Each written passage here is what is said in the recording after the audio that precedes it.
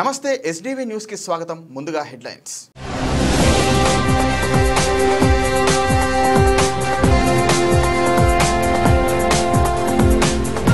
AP పోర్టుల అభివృద్ధికి Singapore model. Dubai పోర్టును సందర్శించిన ముఖ్యమంత్రి చంద్రబాబు.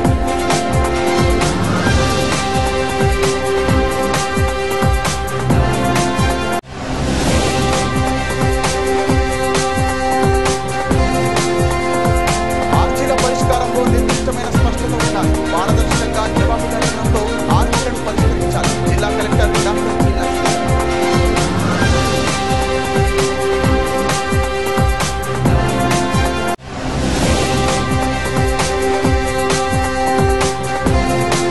మహిళా రిజర్వేషన్ చట్టాన్ని సవరించాలని బీసీ మహిళలకు సబ్కట్ అమలు చేయాలి. బీసీ సంక్షేమ సంఘం రాష్ట్ర అధ్యక్షుడు కేశవ శంకర్రావు.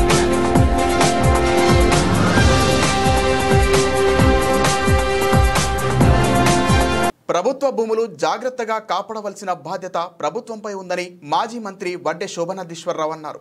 అత్త సొమ్ము అల్లుడు దానం చేసినట్లుగా చంద్రబాబు ప్రభుత్వ భూములను కార్పొరేట్ సంస్థలకు కట్టబెడుతున్నారని విమర్శించారు. నగరంలోని గాంధీనగర్ ప్రెస్ క్లబ్ నందు మాజీ మంత్రి వడ్డే శోభనాధీశ్వరరావు విలేకరుల సమావేశాన్ని ఏర్పాటు చేశారు. వడ్డే శోభనాధీశ్వరరావు మీడియాతో మాట్లాడుతూ అధికారంలో ఏ పార్టీ ఉన్నా ప్రభుత్వ భూములు జాగ్రత్తగా కాపాడవలసిన బాధ్యత వారిపై ఉందన్నారు. అత్త సొమ్ము అల్లుడు దానం చేసినట్లుగా చంద్రబాబు నాయుడు ప్రభుత్వ భూములను కార్పొరేట్ సంస్థలకు కట్టబెడుతున్నారని విమర్శించారు. చంద్రబాబు మోదీకి గులాంగిరి చేస్తూ ప్రభుత్వ భూములను కార్పొరేట్ శక్తులకు దారదత్తం చేస్తున్నారని మండిపడ్డారు. రాజీవ్ గాంధీ పార్క్ అభివృద్ధి పేరుతో చైనా కంపెనీలకు ఇవ్వాలని ఆలోచన చేశారని గుర్తు చేశారు. కెనాల్ గెస్ట్ హౌస్ కు చెందిన 4 ఎకరాల టూరిజం అభివృద్ధి పేరుట గోకరాజు గంగరాజుకు కట్టబెట్టారని 200 కోట్ల రూపాయలు విలువ కలిగిన స్థలం ఆయన హోటల్ కట్టుకున్నాడు. విజయవాడ పాత బస్టాండ్, విద్యాధరపురం బస్ డిపోలను లల్లు సంస్థకు అప్పగించాలని చంద్రబాబు ప్రభుత్వం ఆగమేఘాల మీద ప్రయత్నిస్తోందని, ప్రజా సంఘాలు ఏకమైన రాష్ట్ర ప్రభుత్వం నిర్ణయానికి వ్యతిరేకంగా పోరాటం చేసి ప్రభుత్వ భూములను కాపాడాలని మాజీ మంత్రి వడ్డే శోభనాధీశ్వరరావు పిలుపునిచ్చారు.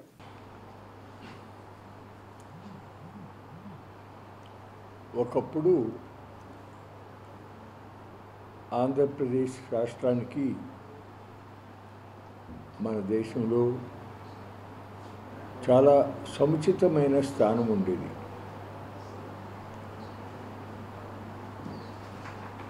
స్వర్గీయ టంగుటూరి ప్రకాశం పంతులు గారు కానీ, దామోదరం సంజీవయ్య గారు కానీ, అట్లాగే ఎన్టీ రామారావు గారు కానీ ఈ రాష్ట్రానికి మన దేశ చిత్రపటంలోనే ఒక ప్రత్యేక గుర్తింపు తీసుకొచ్చారు. పరిపాలనా వ్యవస్థ కూడా సమర్థవంతంగా పనిచేస్తూ ఉండేది. రాను రాను ఇటీవల కాలంలో ఆ పరిస్థితి పూర్తిగా మారిపోయినటువంటి స్థితి ఈరోజు కనపడతా ఉంది. కిందటిసారి ప్రభుత్వంలోనే అడ్డగోలుగా అవినీతి జరిగిపోయింది అని నేనంటమే కాదు, ఆనాటి ప్రతిపక్షాలు చెప్పినాయి, ప్రతిపక్ష నాయకులు చెప్పారు, మీడియా కూడా చాలా సోదాహరణంగా అవన్నీ కూడా పోసగుచ్చినట్టు ప్రజలకు తెలియపరిచారు. అక్కడ విషయం ఏంటంటే, ఉన్నత స్థానంలో ఉన్న రాజకీయ నాయకులు వాళ్ళ స్వార్థ ప్రయోజనం కోసం కొంతమంది వాళ్ళకి బాగా అనుకూలమైన లేక బంధువులకి బాగా లబ్ధి చేకూరుస్తూ అందులోంచి మళ్ళీ నాయకులు కూడా లబ్ధి పొందడానికి ఆస్కారం ఏర్పాటు చేసుకున్నారు. అయితే ఆ ప్రాసెస్లో ప్రభుత్వ అడ్మినిస్ట్రేషన్లో ఉన్నత స్థాయిలో ఉన్నటువంటి ఐఏఎస్ ఆఫీసర్లు కేంద్ర ప్రభుత్వంలో మినిస్ట్రీ ఆఫ్ ఎంఎస్ఎంఈలో అడ్వైజర్గా పనిచేశాను. మీ అందరికీ అర్థమయ్యే పరిభాషలో చెప్పాలంటే, ఆంధ్ర రాష్ట్రంలో రాజశేఖర రెడ్డి గారు ఉండగా రాజీవ్ ఉద్యోగశ్రీని ఒక స్కీమ్ వచ్చింది. నిమిషం. ఆ స్కీము చేసిన వ్యక్తిని నేను 3 లక్షల మందికి ఉద్యోగ రూపకల్పన చేసింది. సో ఇప్పుడు దీనిలో ముఖ్యంగా చెప్పదలిచింది ఏంటంటే, ఈ ప్రభుత్వం నినాదం ఏమో అభివృద్ధి, కానీ విధానం భూ సంతర్పణ. ఈ ప్రభుత్వం వచ్చిన ఏడాది కాలంలోనే దరిదాపులో 39 లక్షల కోట్ల రూపాయల విలువైన భూములని ప్రైవేట్ పరం చేసింది. అందుట్లో 15 లక్షల ఎకరాలు రిలయన్స్ బయోగ్యాస్ ప్లాంట్కే ఇచ్చింది. తర్వాత 40,000 ఎకరాలు రామాయణపట్నం దగ్గర ఇచ్చారు. తర్వాత కరివేడులో 8,500 ఎకరాలు, 1,200 ఎకరాలు ఉరవకల్లులో ఇచ్చారు, 42,000 ఎకరాలు అమరావతి. ఇలా చెప్పుకుంటూ పోతే ఈ లిస్టుకి అంతే లేదు, ఎంతైనా చెప్పచ్చు. 39 లక్షల కోట్లు. అయితే ఇక్కడ విషయం ఏంటంటే, నేను 2007లో కేప్ జెమినీ కంపెనీకి హైదరాబాద్లో ఉప్పల్లో ఇలాగే 17 ఎకరాలు ఇచ్చినప్పుడు అభివృద్ధికి నేను ఐలాలో ఒక మెంబర్. ఆ రోజున మేము అక్కడ ఉన్న సీఎం మమ్మల్ని అడిగితే ఎలా చేయాలంటే మేము క్లియర్గా చెప్పాం, అభివృద్ధి కోసం ఇచ్చేటప్పుడు అభివృద్ధితో దీన్ని లింక్ పెట్టాలి, ఆయన ఉద్యోగాలు ఇస్తానన్నాడు. మీరు ఎంత అయితే భూమికి మీరు సబ్సిడీ ఇవ్వాలనుకుంటున్నారో దానికి దీనికి లంక పెట్టండి. 25% ఉద్యోగాలు, ఆ రోజున వాళ్ళు మాకు 15,000 ఉద్యోగాలు ఇస్తామని చెప్పారు. అయితే 25% ఉద్యోగాలు ఇస్తే 25% సబ్సిడీ ఇస్తాం. 50% ఉద్యోగాలు మీరు ప్రామిస్ చేసింది 7,500 ఉద్యోగాలు ఇస్తే 50% సబ్సిడీ ఇస్తాం, 75% ఇస్తే 75% ఇస్తాం, తర్వాత మొత్తం ఇస్తాం. ఇది మేము పెట్టింది కండిషన్. సుప్రీంకోర్టు కూడా రీసెంట్గా 2024లో షా వర్సెస్ మన విజయవాడ కోర్టు బిల్డింగ్లు పక్కమట ఇన్స్టిట్యూషన్ ఆఫ్ ఇంజనీర్స్ కేఎల్ రావు భవనం, దాంట్లో ఉదయం 10:30 నుంచి ప్రముఖ న్యాయవాది ఐలు జాతీయ వర్కింగ్ ప్రెసిడెంట్ శుంకర రాజేంద్ర ప్రసాద్ గారి అధ్యక్షతన అనేక మంది ప్రముఖ న్యాయవాదులు, ఆ జెండాల దాని గురించి పోరాటం చేస్తూ ఉండే సత్యప్రసాద్ గారు కానీ, అట్లాగే గతంలో కొన్ని కేసులు పిల్లు వేసినటువంటి జీవీఆర్ చౌదరి గారు కానీ, అట్లాగే అల్లు జోగినాయుడు గారు కానీ, ఇట్లా చాలామంది న్యాయవాదులు, అట్లాగే ఆ నిర్వాసిత ఫ్యామిలీలు ఎవరైతే ఉన్నారో వాళ్ళ ప్రతినిధులు, అట్లాగే మా సంయుక్త కిసాన్ మోర్చాలో ఉన్న రైతు సంఘాల నాయకులు అందరం కూడా పాల్గొని దాన్ని రౌండ్ టేబుల్ సమావేశం నిర్వహించుకుని ఖాళీగా వేస్ట్గా ఉన్నటువంటి భూములలో తప్ప రైతుల పంట పొలాలు తీసుకుంటానికి వీల్లేదు, తీసుకున్న చోట 5 సంవత్సరాల లోపల ఆ ఇండస్ట్రీ ఆ అభివృద్ధి జరగకపోతే ఆ రైతులకు తిరిగి ఇచ్చేయాలి. ఒకవేళ ఆ భూమిని తిరిగి వేరే ఏదైనా ఇండస్ట్రీకి ఉపయోగించుకోవాలని అనుకుంటే ఇప్పుడున్నటువంటి మార్కెట్ విలువలో 40% రైతుకు ఇచ్చి నష్టపరిహారంగా అప్పుడు ఆ భూమిని వాడుకోండి అనేటటువంటి అంశాలతో మేము ఒక రౌండ్ టేబుల్ సమావేశం పెట్టుకోబోతున్నాము. దానికి మీ మీడియా మిత్రులందరినీ కూడా ఆహ్వానిస్తున్నాం. తప్పకుండా గాజాలో జరుగుతున్న ఇజ్రాయెల్ క్రూర దాడులను ఖండిస్తూ పాలస్తీనా ప్రజలకు స్టూడెంట్ ఇస్లామిక్ ఆర్గనైజేషన్ ఆంధ్రప్రదేశ్ సంఘీభావం ప్రకటించింది. గాంధీనగర్ ప్రెస్ క్లబ్లో జరిగిన విలేకరుల సమావేశంలో సంఘం ప్రతినిధులు మాట్లాడుతూ గాజా రక్తసిక్తమై ఆకలితో అలమటిస్తున్నప్పటికీ ప్రపంచ దేశాలు మౌనం వహిస్తున్నాయని ఆవేదన వ్యక్తం చేశారు. పాలస్తీనా ప్రజలపై జరుగుతున్న మారణ హోమం ఆపేందుకు వెంటనే చర్యలు తీసుకోవాలని డిమాండ్ చేశారు. మానవీయ విలువలు పక్కన పెట్టి ఆహారం, వైద్య సహాయం నిలిపివేశారని తెలిపారు. ఇతర దేశాలు ముందుకు వచ్చి ఆహారం, వైద్య సేవలు అందించాల్సిన అవసరం ఉందని అన్నారు. పాలస్తీనాకు మద్దతుగా మన దేశం నిలవాలని, ఇజ్రాయెల్ ఉత్పత్తులను బహిష్కరించాలని పిలుపునిచ్చారు. కుటుంబాలు అనాథలుగా మారిపోయినటువంటి దుర్భర పరిస్థితి ఈరోజు గాజాలో పాలస్తీనా మనం చూస్తున్నాము. అంటే అరాచకానికి హద్దులు లేవు అన్నట్టుగా పాలస్తీనా వ్యవహరిస్తుంది. ఈ పూర్తి చర్యకు అంతర్జాతీయ ప్రపంచ దేశాలన్నీ ఏం చేస్తున్నాయి, వారి మౌనం దేనికి సంకేతం అని కూడాను ఈ సందర్భంగా మనం ప్రశ్నిస్తున్నాము. సరే, యుద్ధం ఆపడానికి వేరే దేశాల్లో ఇంటర్వ్యూయింగ్ అయ్యి లేదంటే జోక్యం చేసుకుని చేసేటటువంటి అగ్రరాజ్యాలు ఈరోజు ఏమైపోయాయి? ఇది అమానవీయ చర్యగా వారు భావించట్లేదా? ఇది మానవ హక్కుల ఉల్లంఘనగా వారికి అనిపించట్లేదా? ఐక్యరాజ్య సమితి కూడాను దీంట్లో వెంటనే స్పందించి గాజాపై, అక్కడ ఉన్నటువంటి పసికందులపై జరుగుతున్నటువంటి మారణ హోమాన్ని ఆపడానికి తక్షణ చర్యలు తీసుకోవాలని ఈ సందర్భంగా మనం డిమాండ్ చేస్తున్నాము. అది కాక వేరే దేశాలు ఎవరైతే సహాయార్థం ఆహారాన్ని కానీ వైద్య సేవలు అందించడానికి దాదాపుగా నా రిపోర్ట్స్ ప్రకారం 60,000 టన్నుల ఫుడ్ సరిహద్దుల్లో ఆపివేయడం జరిగింది. అంటే మానవీయ విలువలకు కూడాను కనీసం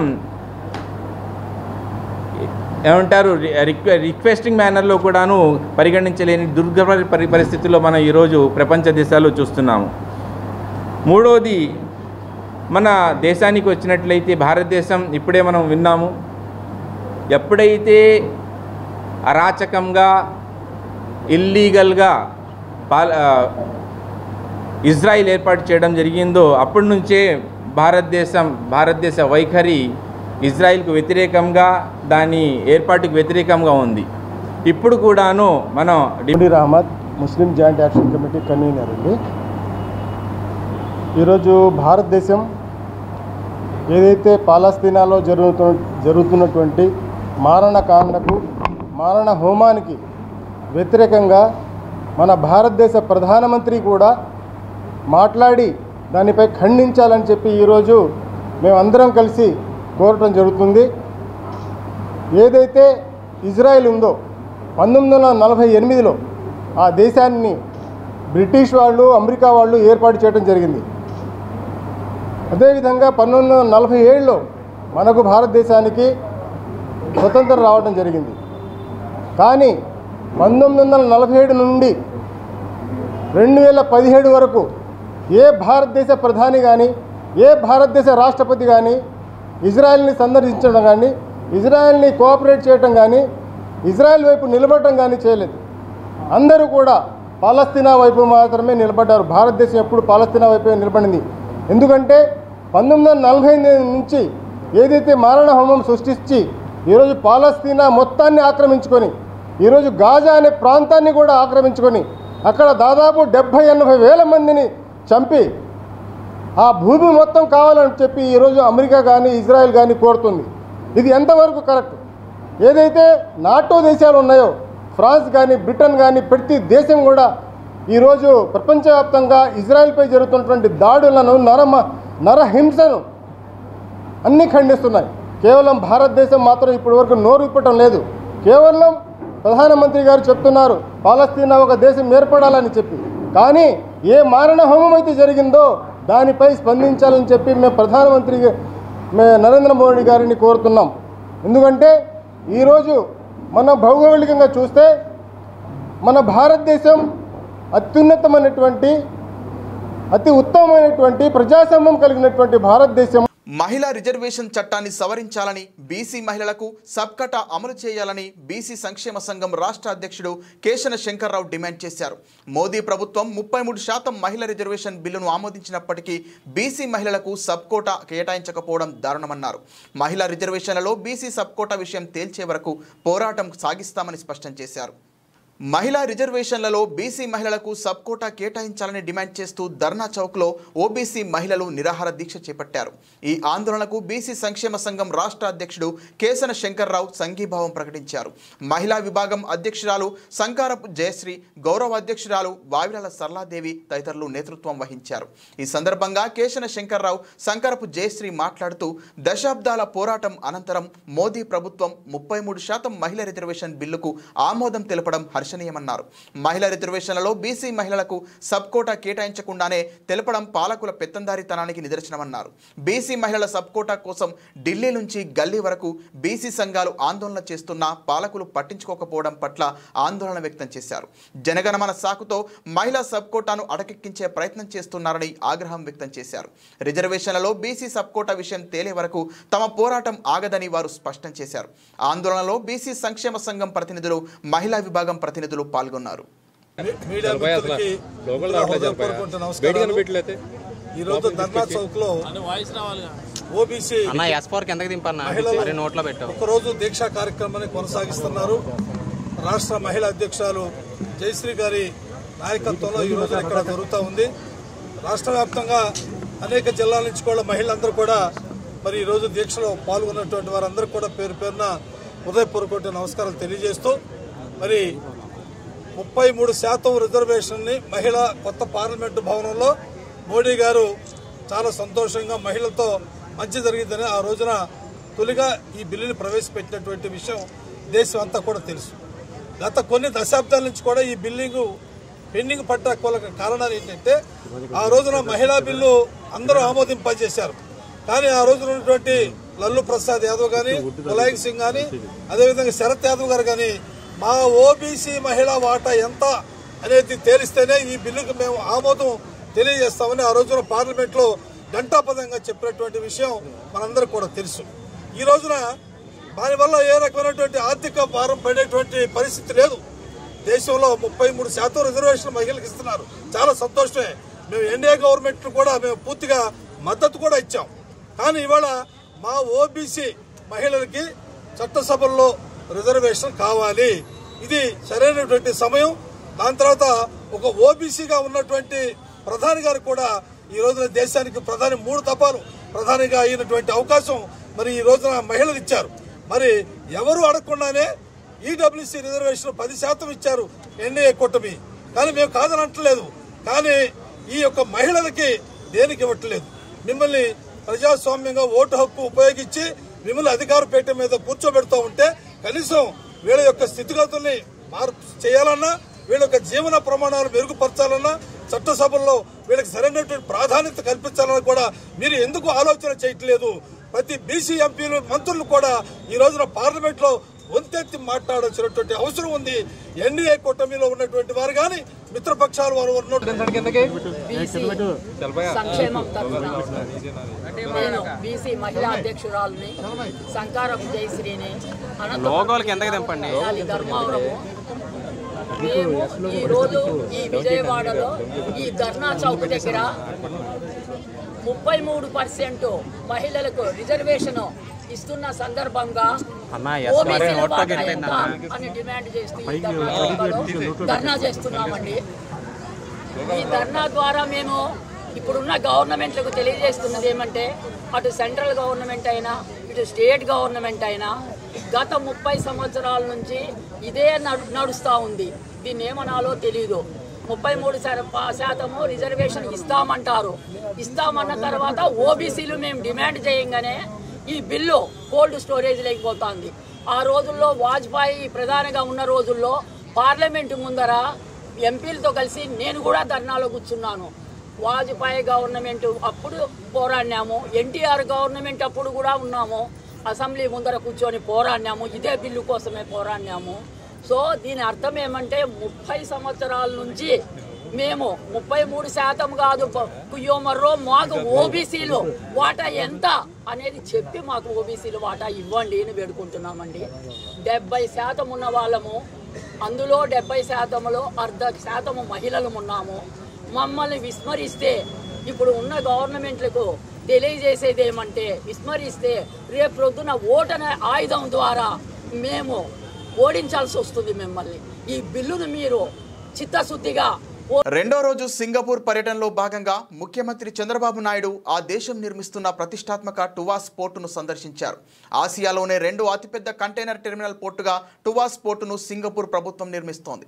రాష్ట్రంలో పెద్ద ఎత్తున తీర ప్రాంతం ఉందని, తీర ప్రాంతం ఆధారంగా పెద్ద ఎత్తున పెట్టుబడులు ఆకర్షించాలని కూటమి ప్రభుత్వం ఆలోచన చేస్తోంది. దీంట్లో భాగంగా రాష్ట్రంలో పోర్టుల అభివృద్ధికి, పోర్టు ఆధారిత పరిశ్రమల ఏర్పాటుకు ప్రభుత్వం పెద్దపీట వేస్తోంది.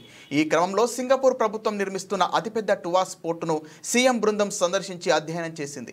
టువాస్ పోర్టు సందర్శనలో భాగంగా port of Singapore authority regional CEO విన్సెంట్తో సీఎం చంద్రబాబు భేటీ అయ్యారు.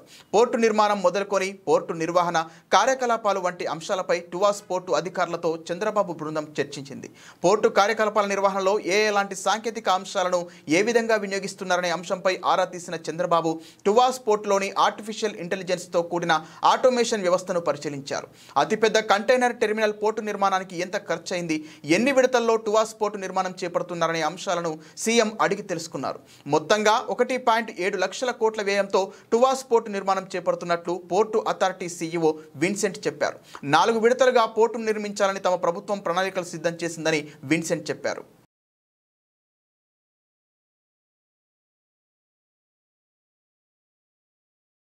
ప్రజా సమస్యల పరిష్కార వేదిక కార్యక్రమం ద్వారా అందే ఆర్జీలను పారదర్శకంగా జవాబుదారీతనంతో నిర్దిష్టమైన స్పష్టతతో ఆర్జీదారుడు సంతృప్తి చెందేలా పరిష్కరించాలని జిల్లా కలెక్టర్ డాక్టర్ జి లక్ష్మీచ అధికారులను ఆదేశించారు. ప్రజా సమస్యల పరిష్కార వేదిక public grievance redressal system PGRS కార్యక్రమంలో భాగంగా సోమవారం కలెక్టరేట్ పింగళి వెంకయ్య సమావేశ మందిరంలో జిల్లా కలెక్టర్ జి లక్ష్మీచ, జాయింట్ కలెక్టర్ ఎస్ ఇలక్కియా ప్రజల నుండి ఆర్జీలు స్వీకరించారు. ఈ సందర్భంగా జిల్లా కలెక్టర్ మాట్లాడుతూ ప్రజా సమస్యల పరిష్కార వేదికలో ఆర్జీదారుల నుండి స్వీకరించిన సమస్యలకు సంబంధించి ఆర్జీలను క్షుణ్ణంగా పరిశీలించి శాశ్వత పరిష్కారం చూపే విధంగా చర్యలు తీసుకోవాలన్నారు. ప్రజలు ఎదుర్కొంటున్న సమస్యలను అధికారుల దృష్టికి తీసుకువస్తే సమస్య పరిష్కారం అవుతుందనే ఆశతో గ్రీవెన్స్ సెల్ను ఆశ్రయిస్తారన్నారు. ఆర్జీదారుడు పెట్టుకున్న నమ్మకానికి అనుగుణంగా అధికారులు సమస్యలను పరిష్కరించేందుకు చొరవ చూపాలన్నారు. ఆర్జీదారుడు సంతృప్తి చెందేలా నిర్దేశించిన సమయంలో పరిష్కరించాలని, ఈ విషయంలో ఎటువంటి అలసత్వం ప్రదర్శించినా ఉపేక్షించబోనని కలెక్టర్ అధికారులకు స్పష్టం చేశారు. ప్రతి ఆర్జీని అధికారులు వ్యక్తిగత సమస్యగా భావించి పరిష్కార మార్గం చూపాలన్నారు. PGRSలో నమోదయ్యే ఆర్జీల పరిష్కారంపై రాష్ట్ర ముఖ్యమంత్రి నారా చంద్రబాబు నాయుడు ప్రత్యేక దృష్టి సారిస్తున్నారని, ఈ నేపథ్యంలో క్షేత్రస్థాయిలో అధికారులు సమస్యలను పరిశీలించి నిర్ణీత కాల పరిమితిలోగా పరిష్కరించాలని కలెక్టర్ లక్ష్మీష అధికారులను ఆదేశించారు. ప్రజా సమస్యల పరిష్కార వేదికలో జిల్లా కలెక్టర్తో పాటు joint collector S Ilakkiya, DRDA PD ANV Nancharao, ACP K Venkateswararao, గ్రామ వార్డు సచివాలయాల ప్రత్యేక అధికారి జి జ్యోతి, వివిధ శాఖల జిల్లా స్థాయి అధికారులు పాల్గొన్నారు.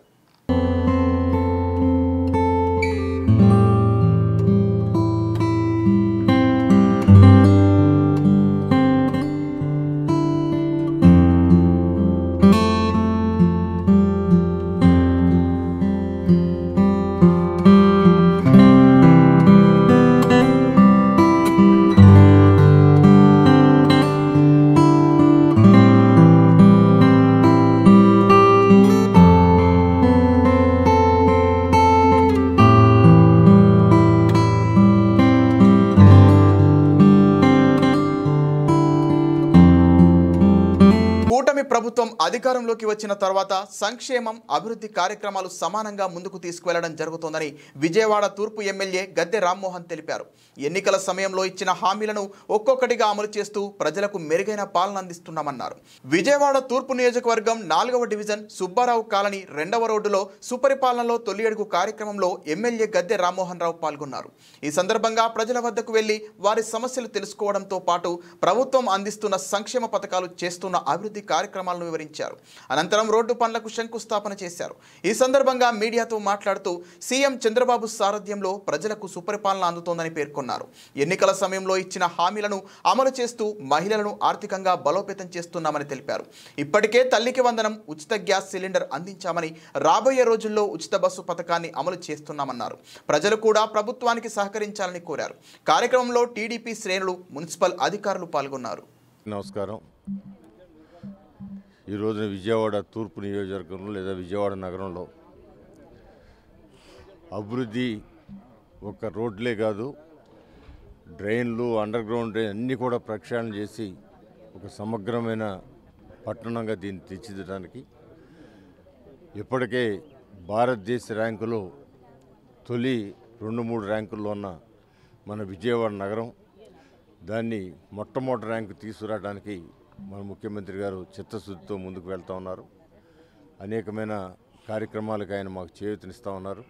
ఇక్కడ సుబ్బారావు కాలనీ, న్యూ కాలనీలో ఇవాళ 2 రోడ్లకు 26 లక్షల రూపాయలు ఖర్చు పెట్టి రోడ్లు వేసుకోవడం జరుగుతూ ఉంది. అంతేకాదు ప్రధాన రహదారులు, దీని చుట్టుపక్కల ఉన్న కాలనీకి చుట్టుపక్కల ఉన్న ప్రధాన రోడ్లన్నీ కూడా సుమారు అవసరమైన ఈ కాలనీకి రావడానికి లేదా విజయవాడ దాటి వెళ్ళడానికి అవసరమైన రోడ్ల నిర్మాణం కోసం నారా చంద్రబాబు నాయుడు గారు 100 కోట్ల రూపాయలు ఇచ్చి ఈ రోడ్ల నిర్మాణానికి కూడా టెండర్లు పిలవడం జరుగుతోంది. సరే, అభివృద్ధి ఖచ్చితంగా అభివృద్ధికి చిరునామా నారా చంద్రబాబు నాయుడు గారు. నిన్న సింగపూర్లో ఆయన వెళ్తే అక్కడ పలికిన స్వాగతం కానివ్వండి, అక్కడున్న అనేకమైన సంస్థలు వచ్చి ఆయన కలవటం కానివ్వండి, ఆ సంస్థలు గత ప్రభుత్వం వాళ్ళని అవమానపరిచిన దానికి వాళ్ళ 5 సంవత్సరాల పాటు మన రాష్ట్రానికి రాలేదు. మరలా నారా చంద్రబాబు నాయుడు గారి పిలుపు మేరకు వాళ్ళందరూ స్పందించిన తీరు, ఇవన్నీ కూడా పిల్లల భవిష్యత్తు బాగుపడటానికి, మన పిల్లల యువతే మనకు స్థిరాస్తి. ఏ దేశానికైనా, ఏ రాష్ట్రానికైనా, ఏ జిల్లాకు కూడా ఎక్కడ యువత చక్కగా ఉద్యోగాలు చేసుకుని ముందుకు వెళ్తారో అదే ఒక స్థిరాస్తి. రాష్ట్ర అభివృద్ధిలో కూడా ఆ గణనాల్లో ఆ లెక్కల్లో ఈ పిల్లలు ఉపాధి పొందితే ఆ యొక్క రాష్ట్ర వృద్ధి రేటు కూడా పెరుగుద్ది. మరి అదేవిధంగా పిల్లల్ని మనం ఉద్యోగాలు లేక వాళ్ళు ఇబ్బంది పడితే వాళ్ళు చెడు అలవాట్లకి బానిసలై సమాజానికి కూడా ఎంతో నష్టం కలుగుద్ది. గత 5 సంవత్సరాలు జగన్మోహన్ రెడ్డి గారి పాలనలో జరిగింది అదే. యువత నిర్వీర్యమైపోయి చెడు వ్యసనాలకు అలవాటు పడి ఇవాళ ఉపాధి కోసం గంజాయి అమ్ముకునే పరిస్థితిని యువతను తీసుకురావడం జరిగింది. ఆ పరిస్థితి నుంచి చక్కదిద్దడానికి అనేకమైన కార్యక్రమాల్లో ముందుకు వెళ్తా ఉన్నాం. అదే ఈ రోడ్ల నిర్మాణమే కాదు, అన్ని రకాలుగా కూడా విజయవాడ నగరం ఒక ఉన్నత నగరం తీర్చడానికి మేము మా కార్పొరేటర్లు అందరూ కూడా పబ్లిక్ సహకారంతో ముందుకు వెళ్ళటం. అదేవిధంగా డోర్ టు డోర్ అనే కార్యక్రమం ప్రతి ఇంటికి వెళ్ళి సమస్య తెలుసుకుని అక్కడ రోడ్డు కావాలా, లేకపోతే మంచినీళ్ళ పైపులు కావాలా, లేకపోతే అండర్ గ్రౌండ్ డ్రైనేజ్ ఇబ్బంది ఉందా, లేకపోతే ఇప్పుడు పెద్దలు చెప్పారు ఇక్కడ నీళ్లు కొంచెం ఎర్రగా వస్తున్నాయని చెప్పి దానికి అధికారులు ఇమీడియట్గా స్పందించి ఆ నీళ్ళని అనాలిసిస్ కూడా చేస్తారు. అక్కడ ఏదైనా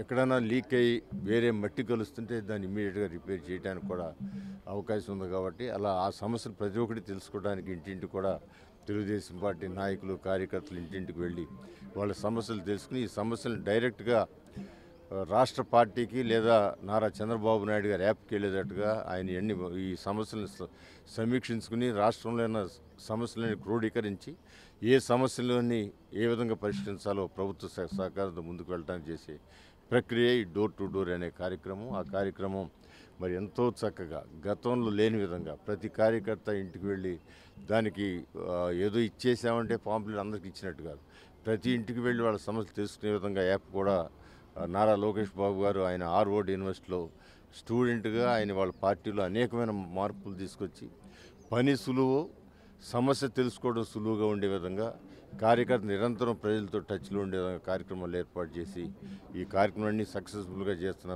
మా తెలుగుదేశం పార్టీ నాయకులు కార్యకర్తలందరూ కూడా మనస్ఫూర్తిగా నేను కృతజ్ఞతలు అభినందనలు తెలియజేస్తూ ఈ డోర్ టు డోర్ కార్యక్రమం ఇప్పటికే మన విజయవాడ తూర్పు నియోజకవర్గంలో 79% పూర్తవడం జరిగింది. ఇంకా 5-6 రోజుల్లో అది 100% అవడానికి మేమందరం కూడా ప్రయత్నం చేస్తున్నాం. ఖచ్చితంగా అవుద్ది అని కార్యకర్తల ఆశీస్సులు అది అవుద్దని చెబుతూ ఎప్పుడు కూడా నిరంతరం ప్రతి ఒక్కళ్ళు ప్రజలకు అందుబాటులో ఉండి సమస్యలు తెలుసుకున్న సమస్య పరిష్కారం చేసే ప్రయత్నమే తెలుగుదేశం పార్టీ యొక్క ఆశయం. ఆ ఆశయాన్ని నెరవేర్చడానికి ఆశయం ప్రకారం ముందుకు వెళ్ళడానికి ఇప్పుడు కూడా మేము ముందుంటామని తెలియజేస్తున్నాం. విజయవాడ తూర్పు నియోజకవర్గంలో ప్రజల ఆశయాలు ఆకాంక్షలకు అనుగుణంగా గద్దె రామ్మోహన్ రావు గారి నాయకత్వంలో అట్లాగే ఎంపీ కేశినేని చిన్ని గారి నాయకత్వంలో సంక్షేమ కార్యక్రమాలను ఒకవైపు ప్రభుత్వం తరఫున ఇచ్చేటువంటి సంక్షేమ కార్యక్రమాలన్నింటినీ కూడా ప్రజలకు అందిస్తూ కూడా వారి ఆశయాలు అభివృద్ధి పదంలో మరి రోడ్లు కానివ్వండి, డ్రైన్స్ కానివ్వండి, స్ట్రీట్ లైట్ కానివ్వండి, వాటర్ విషయంలో కానివ్వండి, పారిశుద్ధ్య విషయంలో కానివ్వండి కూడా ఎక్కడా లోటుపాట్లు రాకుండా కూడా ముందుండి పనిచేస్తున్నాం. అందులో భాగంగానే విజయవాడ 4వ డివిజన్లో 70% వరకు కూడా సిమెంట్ రోడ్లని వేసుకోవడం జరిగింది. అదేవిధంగా ఈ రోజున సుబ్బారావు కాలనీ, సుబ్బారావు న్యూ కాలనీలో 26 లక్షల రూపాయలతో road number 1, road number 2 new కాలనీలో కూడా సిమెంట్ రోడ్లు ఏర్పాటు చేసుకోవడం జరుగుతుంది. భవిష్యత్తులో మిగిలిన కాలనీల్లో కూడా అన్ని రోడ్లు కూడా సిమెంట్ రోడ్లు వేసుకోవడానికి చర్యలు తీసుకుంటూ ఉంటాము. ఎటువంటి కార్పొరేషన్ తరఫున ఎటువంటి అభివృద్ధి కార్యక్రమం కావాలన్నా కూడా ముందుండి మేము పనిచేస్తాం.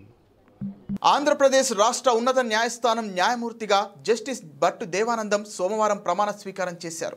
మద్రాస్ హైకోర్టు నుండి బదిలీపై రాష్ట్ర హైకోర్టుకు వచ్చిన ఆయనచే రాష్ట్ర హైకోర్టు ప్రధాన న్యాయమూర్తి జస్టిస్ ధీరజ్ సింగ్ ఠాకూర్ ప్రమాణం చేయించారు. హైకోర్టు మొదటి కోర్టు హాల్లో జరిగిన ఈ కార్యక్రమంలో పలువురు న్యాయమూర్తులు, advocate general Dammalapati Srinivas, AP bar council అధ్యక్షులు ద్వారకానాథ్ రెడ్డి, హైకోర్టు న్యాయవాదుల సంఘం అధ్యక్షులు కె చిదంబరం, అదనపు సొలిసిటర్ జనరల్ ధనంజయ, అదనపు advocate general P Sambasiva Pratap, public prosecutor M Lakshminarayana, high court registrar general Parthasarathi, పలువురు ఇతర రిజిస్ట్రార్లు, సీనియర్ న్యాయవాదులు, బార్ అసోసియేషన్, బార్ కౌన్సిల్ సభ్యులు, AP legal services authority, AP judicial academy ప్రతినిధులు తదితరులు ఈ కార్యక్రమంలో పాల్గొన్నారు.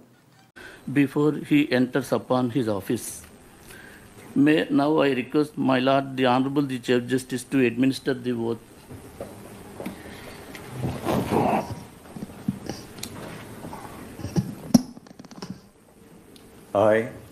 I, Justice Bhattu Devanand, having been appointed a judge of the High Court of Andhra Pradesh, having been appointed a judge of the High Court of Andhra Pradesh, do swear in the name of God do swear in the name of God that I will bear true faith and allegiance to the Constitution of India as by law established, that I will bear true faith and allegiance to the Constitution of India as by law established, that I will uphold the sovereignty and integrity of India, that I will uphold the sovereignty and integrity of India, that I will duly and faithfully and to the best of my ability, knowledge and judgment, that I will duly and faithfully and to the best of my ability, knowledge and judgment perform the duties of my office without fear or favor, affection or ill will, perform the duties of my office without fear or favor or affection or ill will, and that I will uphold the Constitution and the laws. and that I will uphold the Constitution and the laws.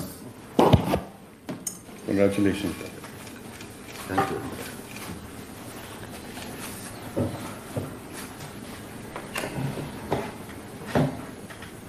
విజయవాడలో hearing aid centre unit here zone లాంఛనంగా ప్రారంభమైంది. రెక్స్టాన్తో కలిసి నగరంలో interactive concept స్టోర్ను ప్రారంభించారు. వినికిడి సమస్యలు ఉన్న బాధితులకు ఏకైక పరిష్కార వేదికగా హియర్ జోన్ నిలవనుందని ఎండీ గణేష్ తెలిపారు.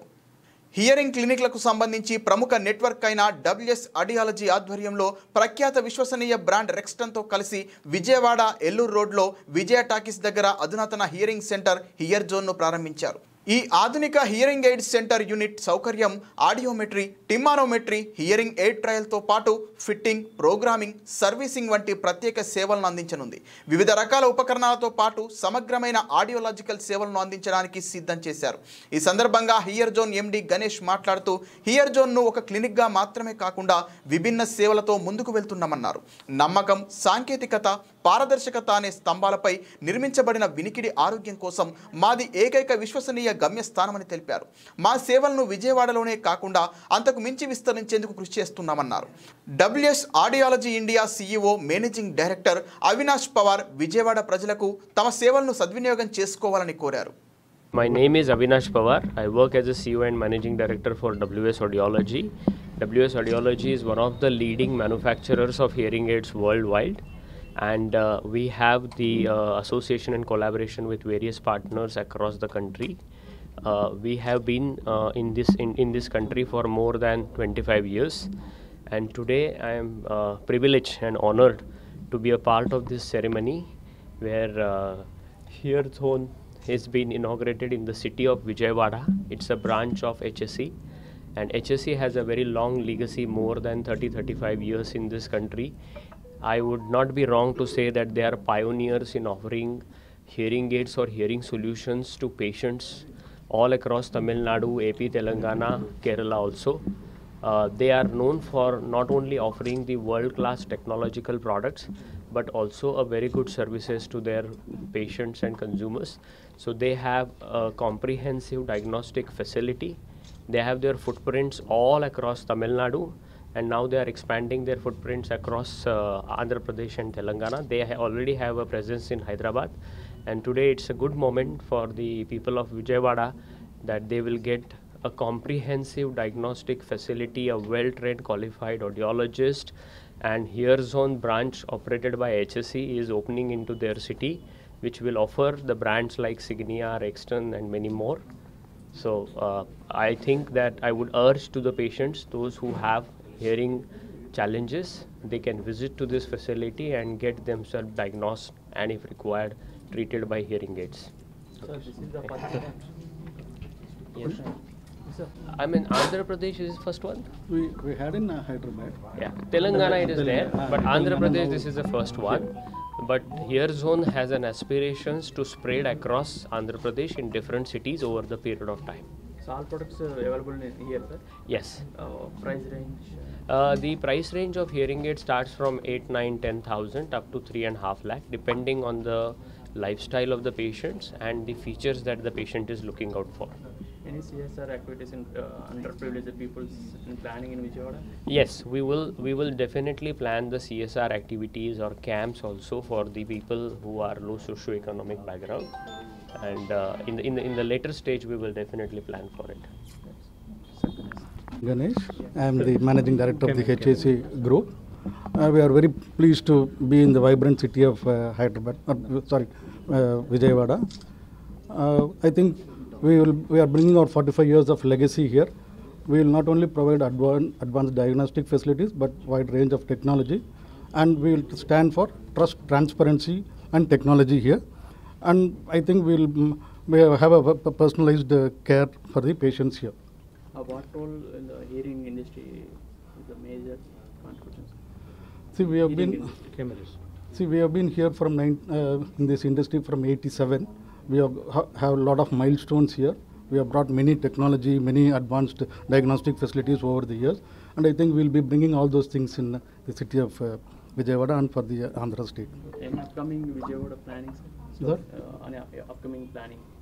See, we do have plans. We want to go next to Vizag, and we want to make a footprint across Andhra and bring all the technology here. And we have got the state-of-art facilities here. We have got a hearing experience room where patients can experience how hearing aid is fitting. We'll be having a vestibular clinic here, non-invasive newborn screening facilities. All these things we'll be bringing here. Okay. I am Tarini, one of the director of HAC group of companies, and we both are audiologists as well, Mr. Ganesh and myself, and we wanted to provide the experience of hearing for the people who have hearing loss in Vijayawada. So we have entered and we have got the legacy of 45 years, and we know what we have to provide for the people, and definitely the experience and the benefits are from Hear Zone to Vijayawada people will be the best, and we wish to continue our journey in Vijayawada and in AP also. Thank you.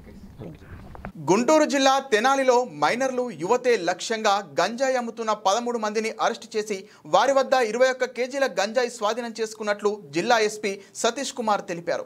నిందితులలో 4 మైనర్లు rowdy షీటర్లు ఉన్నారని ఆయన చెప్పారు. ఒడిశా నుండి గంజాయి తెచ్చి యువతను వ్యసనపరులుగా మార్చే వారి చేతనే అమ్మకాలు చేస్తున్నారని ఎస్పీ వెల్లడించారు. మదనపల్లె గ్రామీణ మండలం అంకిశెట్టిపల్లి గౌతమ బుద్ధుడి విగ్రహాన్ని ధ్వంసం చేసి తల నరికి కాళ్ళ దగ్గర పెట్టిన ఉన్మాదులను పట్టుకొని కఠిన చర్యలు తీసుకోవాలని భారతీయ అంబేద్కర్ సేన రాష్ట్ర అధ్యక్షుడు యు గణపతి డిమాండ్ చేశారు. అన్నమయ్య జిల్లా ఎస్పీ తన సొంత రాజ్యాంగాన్ని అమలు చేస్తున్నారని ఆరోపించారు. రాజకీయ నాయకుల ప్రోద్బలంతో తమపై పెట్టిన తమ కేసులు తీసివేయాలని డిమాండ్ చేశారు. మదనపల్లి బుద్ధుడు కొండపై బుద్ధుడి విగ్రహం తలనరికిన సంఘటనపై బుద్ధ అంబేద్కర్ సమాజ్ ఆధ్వర్యంలో గత 20 రోజులుగా నిరసన కార్యక్రమాలు నిర్వహిస్తున్నారు. ఈ విషయంపై ప్రభుత్వ స్పందన లేకపోవడం రాష్ట్రంలోని కలిసి వచ్చే రాజకీయ పార్టీలతో ప్రజా సంఘాల మద్దతు కోరుతూ గాంధీనగర్ ప్రెస్ క్లబ్లో రౌండ్ టేబుల్ సమావేశం నిర్వహించారు. ఈ సందర్భంగా పలువురు ప్రజా సంఘ నాయకులు మాట్లాడుతూ బుద్ధుడి విగ్రహం తలనరికిన ఘటనను తీవ్రంగా ఖండించారు. బీజేపీ ప్రభుత్వం అధికారంలోకి వచ్చిన తర్వాత దేశంలో సనాతన ధర్మం ముసుగులో బౌద్ధ గాని అంబేద్కర్ భావజాలాలను భారతదేశం నుండి అంతం చేసేందుకు ప్రయత్నం చేస్తోందని ఆరోపించారు. మతోన్మాద శక్తులు తలకిందులుగా ప్రయత్నం చేసిన ఈ భావజాలాలను తీసివేయలేరని చెప్పారు. విగ్రహ ధ్వంసం చేసిన వారిని శిక్షించాలని, నిరసన చేస్తున్న వారిపై తప్పుడు కేసులు పెట్టి ఇబ్బంది కలిగిస్తున్నారని వ్యాఖ్యానించారు. అన్నమయ్య జిల్లా ఎస్పీ తన సొంత రాజ్యాంగాన్ని అక్కడ ప్రవేశపెడుతున్నాడని ఆరోపించారు. జిల్లా ఎస్పీపై ప్రభుత్వం వెంటనే చర్యలు తీసుకోవాలని, తమపైన పెట్టిన తప్పుడు కేసులు తీసివేయాలని, బుద్ధుని తలనరికిన వారిని వెంటనే అరెస్టు చేయాలని డిమాండ్ చేశారు. ప్రభుత్వం తక్షణమే చర్యలు తీసుకోవాలని, లేనిచో ఆగస్టు 9న పెద్ద ఎత్తున బహిరంగ సభ నిర్వహించి తమ కార్యాచరణ ప్రకటిస్తామని స్పష్టం చేశారు. నేను భారతీయ అంబేద్కర్ సేన రాష్ట్ర అధ్యక్షుడిని. ఈ నెల 2వ తారీఖు మదనపల్లిలో అంకిశెట్టిపల్లి దగ్గర బుద్ధుని యొక్క విగ్రహాన్ని కొంతమంది దుర్మార్గులు తలను తీసేయడం ద్వారా దీనిపైన మేము అక్కడ ఉన్నటువంటి మదనపల్లి పోలీస్ స్టేషన్లో ఫిర్యాదు చేశాము. కానీ వారు మా ఫిర్యాదును స్వీకరించకుండా కొన్ని రాజకీయ నాయకుల యొక్క ప్రోద్బలంతో అక్కడ ఆ యొక్క మా కేసును స్వీకరించకుండా వేరే వాళ్ళు ద్వారా వాళ్ళు ఇబ్బంది పెట్టారు.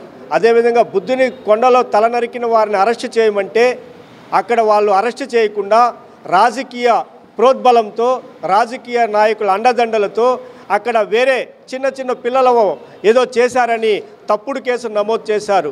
మేము దీన్ని ప్రశ్నించిన దానికి మా యొక్క భారతీయ అంబేద్కర్ సేన నాయకులపైన తప్పుడు కేసులు పెట్టి మాపైన ఇబ్బంది కలుగజేస్తున్నారు. మేము ఒకటే కోరుతున్నాం ఈ ప్రభుత్వాన్ని, సనాతన ధర్మంలో బుద్ధుడు కూడా ఉన్నాడా లేదా? మీరు సనాతన ధర్మం అని ఈ యొక్క రాష్ట్రంలో మీరు చెప్తున్నారు, కానీ బుద్ధుడు సనాతన ధర్మంలో లేదా? బుద్ధుని తల నరికేసిన వారిని మీరు అరెస్ట్ చేయమంటే తప్పుడు ప్రవర్తన చేసి తప్పుడు మార్గాన్ని ఉపయోగించి అక్కడ భారతీయ అంబేద్కర్ సేన శాంతియుతమైన నిరసన చేస్తుంటే వారిపైన తప్పుడు కేసులు పెట్టారు. ఈరోజు అన్నమయ్య జిల్లా ఎస్పీ గారు తన సొంత రాజ్యాంగాన్ని అక్కడ ప్రవేశపెడుతున్నాడు. భారత రాజ్యాంగంలో డాక్టర్ బాబాసాహెబ్ అంబేద్కర్ యొక్క రాజ్యాంగాన్ని ప్రవేశపెట్టమంటే తన సొంత రాజ్యాంగాన్ని, ఆయన పేరు విద్యాసాగర్ నాయుడు గారు, ఆయన నాయుడు అనే పేరులోనే ఉంది ఆ యొక్క కులం అనే అహంకారం. ఆయన మా పైన తప్పుడు యొక్క మార్గాలు, తప్పుడు ఆలోచనలతో అక్కడ ఉన్నటువంటి ఉద్యమకాలను అణగదొక్కాలని చెప్పి ఆయన ప్రేరేపిస్తున్నాడు. ఆయన పైన ప్రభుత్వం వెంటనే చర్యలు తీసుకోవాలి, మా పైన పెట్టిన తప్పుడు కేసు తీసివేయాలి, బుద్ధుని తల నరికిన వారిని వెంటనే అరెస్ట్ చేయాలని ఒక డిమాండ్తో ఇక్కడ ఉన్నటువంటి విజయవాడలో ఉన్నటువంటి ప్రతి కుల సంఘాలను, అదేవిధంగా అన్ని పార్టీలను అందరినీ కూడా ఇక్కడ పిలవడం జరిగింది. వారి ఆధ్వర్యంలో ఈరోజు రౌండ్ టేబుల్ సమావేశం కూడా నిర్వహిస్తున్నామని ఈ ప్రభుత్వానికి ఒకటే హెచ్చరిస్తున్నాం. మీరు ఇదే విధంగా తప్పుడు మార్గంలో వెళ్తే తప్పకుండా మీ పతనం స్టార్ట్ అయిందని కూడా మీకు తెలియజేస్తున్నాను. బుద్ధుని విగ్రహాన్ని ఎవరైతే తలనరికారో వారిని వెంటనే అరెస్ట్ చేయండి. అక్కడ ఉన్నటువంటి విద్యాసాగర్ నాయుడు పైన చర్యలు తీసుకోండి, ఎస్పీ పైన.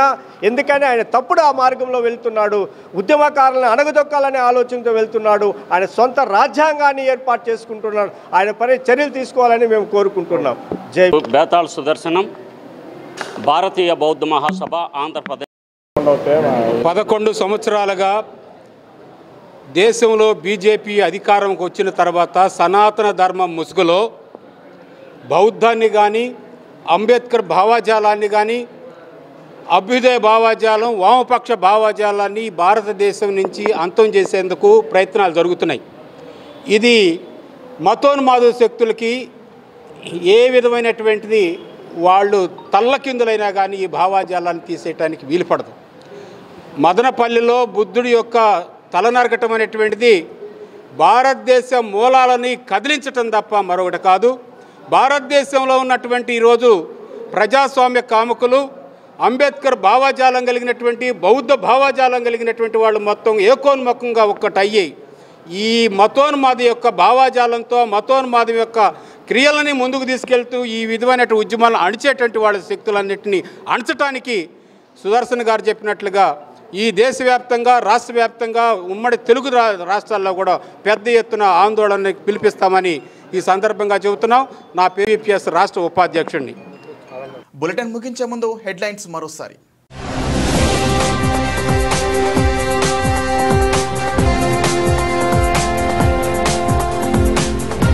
ఏపీ పోర్టుల అభివృద్ధికి సింగపూర్ మోడల్, దుబాయ్ పోర్టును సందర్శించిన ముఖ్యమంత్రి చంద్రబాబు.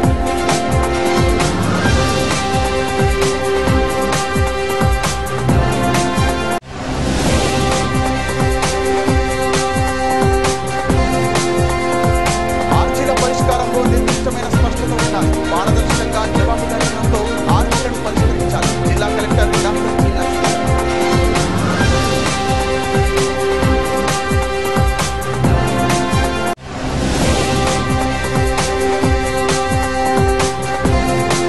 మహిళా రిజర్వేషన్ చట్టాన్ని సవరించాలని, బీసీ మహిళలకు సబ్కట్ అమలు చేయాలి. బీసీ సంక్షేమ సంఘం రాష్ట్ర అధ్యక్షుడు కేశవ శంకర్రావు.